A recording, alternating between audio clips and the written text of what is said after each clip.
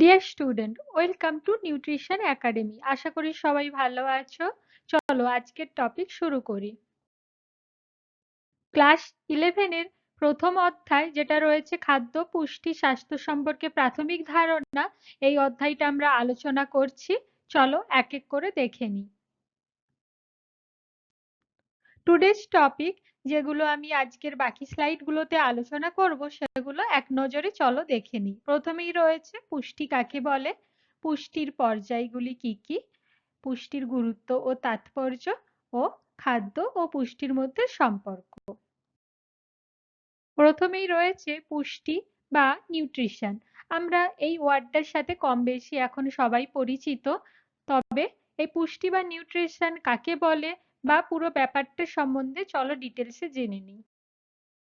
খাদ্য কাকে বলে বা খাদ্যের উপাদানগুলো যদি ভালোভাবে মাথাতে রাখো, তাহলে পুষ্টি ডেফিনেশন বুঝতে একটু অসুবিধা হবে না।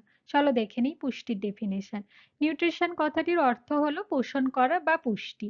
পুষ্টি কিন্তু একটি পর্যায়, এটা মাথায় রাখবে। পুষ্টি একটি পর্যায় বা প্রক্রিয়া। সেই প্রক্রিয়াগুলি কি কি? আমরা যখন কোনো খাবার খাই, তখন কি মুখের মাধ্যমে খাবারটা গ্রহণ করি, তারপর সেই খাওয়ার পরিপাক হয়, শোষণ হয়, এবং খাবারের যেই অংশগুলো পরিপাক হয় না, সেই অপাচ্য অংশগুলো মলের মাধ্যমে আমাদের শরীর থেকে বেরিয়ে যায়।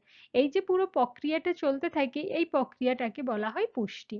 আর এই প্রক্রিয়া যখন আমাদের শরীরে যথাযথভাবে সম্পন্ন হয়, তখন আমাদের শরীরের বৃদ্ধি ঘটে, শরীরের ক্ষয়পূরণ হয়, শরীর কাজ করার জন্য শক্তি অর্জন করে। তাই এই পর্যায়টাকে বলা হয় পুষ্টি। তাহলে পুষ্টির 5টি পর্যায় রয়েছে। সেই পর্যায়গুলি কি কি? 1.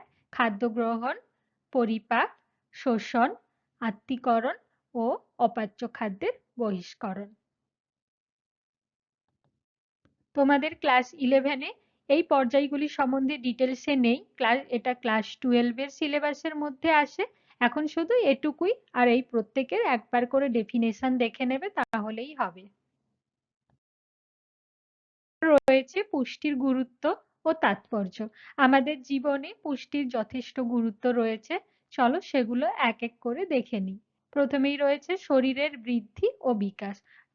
পুষ্টি ছাড়া আমাদের শরীরের বৃদ্ধি বা বিকাশ হওয়া সম্ভব নয়। বিশেষ করে শিশুদের জন্য পুষ্টি অত্যন্তই গুরুত্বপূর্ণ, কারণ এই সময়ে বা শৈশবকালে শরীরের বৃদ্ধি খুব দ্রুত হয়ে থাকে। নেক্সট রয়েছে শক্তি উৎপাদন। প্রতিদিন কাজ করার জন্য কার্বোহাইড্রেট, প্রোটিন ও ফ্যাট জাতীয় খাদ্য প্রধানত আমাদের শরীরে শক্তির যোগান দিয়ে থাকে। নেক্সট, রোগ প্রতিরোধ ক্ষমতা বৃদ্ধি। ভিটামিন, খনিজ লবণ সমৃদ্ধ খাদ্যগুলো আমাদের শরীরে রোগ প্রতিরোধ ক্ষমতা গড়ে তোলে এবং শরীরকে রোগ প্রতিরোধের হাত থেকে রক্ষা করতে সাহায্য করে। নেক্সট রয়েছে মানসিক স্বাস্থ্যের উন্নতি। পুষ্টিকর খাদ্য আমাদের মানসিক স্বাস্থ্য বা মস্তিষ্কের কার্যক্ষমতা সঠিক রাখতে সাহায্য করে। ভিটামিন ও খনিজ লবণ সমৃদ্ধ খাদ্য উপাদান মস্তিষ্কের কার্যক্ষমতা সঠিক রাখে। নেক্সট, হরমোন নিয়ন্ত্রণ। প্রোটিন ও ফ্যাট সমৃদ্ধ খাদ্য শরীরে হরমোনের পরিমাণ সঠিক রাখে। নেক্সট, চিকিৎসা ও পুনরুদ্ধার। শরীরের কোনো অংশ ভেঙে গেলে শরীরে প্রোটিন জাতীয় খাদ্য খাওয়ার পরামর্শ দেওয়া হয়। তার কারণ প্রোটিন ও ভিটামিন সমৃদ্ধ খাদ্য আমাদের শরীরে ক্ষতিগ্রস্ত কোষকে নতুনভাবে গড়ে তুলতে এবং টিস্যু গঠনে সহায়তা করে। নেক্সট, শারীরিক কার্যক্ষমতা বা শারীরিক কর্মক্ষমতা। সঠিক পুষ্টি শারীরিক কর্মক্ষমতা বৃদ্ধি করে। খেলার মাঠে বা কঠোর পরিশ্রমের সময় শরীরে প্রয়োজনীয় পুষ্টি উপাদান সরবরাহ করতে সাহায্য করে যথাযথ পুষ্টি উপাদান। তাই সঠিক পুষ্টি গ্রহণ আমাদের দৈনন্দিন জীবনের জন্য একটি অপরিহার্য অংশ। এই হলো পুষ্টির গুরুত্বপূর্ণ তাৎপর্য সমূহ। এরপর রয়েছে খাদ্য ও পুষ্টির মধ্যে সম্পর্ক। খাদ্য ও পুষ্টি একে অপরের সাথে কিন্তু ভীষণভাবে সম্পর্কিত। চলো এক এক করে দেখে নিই। খাদ্য যদি কারণ হয়, পুষ্টি কিন্তু তার ফল।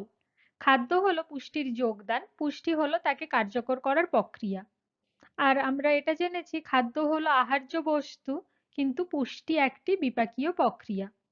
খাদ্যের মাধ্যমে আমরা যদি সঠিক পরিমাণে খাদ্য খেয়ে থাকি, তাহলে পুষ্টি লাভ হয়।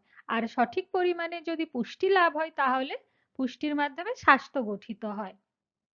আর এই প্রক্রিয়ার মূল নিয়ন্ত্রক হলো কিন্তু খাদ্য। খাদ্য গ্রহণে জীবদেহে পুষ্টি বৃদ্ধি, ক্ষয়পূরণ ও রোগ প্রতিরোধ ক্ষমতা গড়ে ওঠে।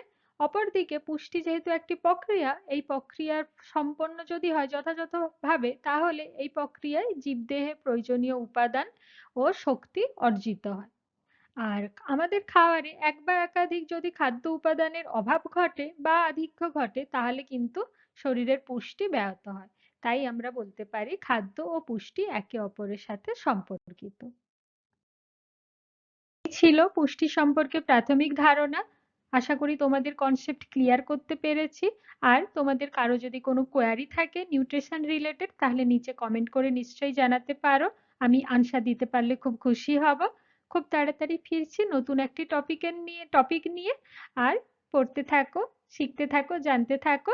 চলো এখনের মতো বাই বাই।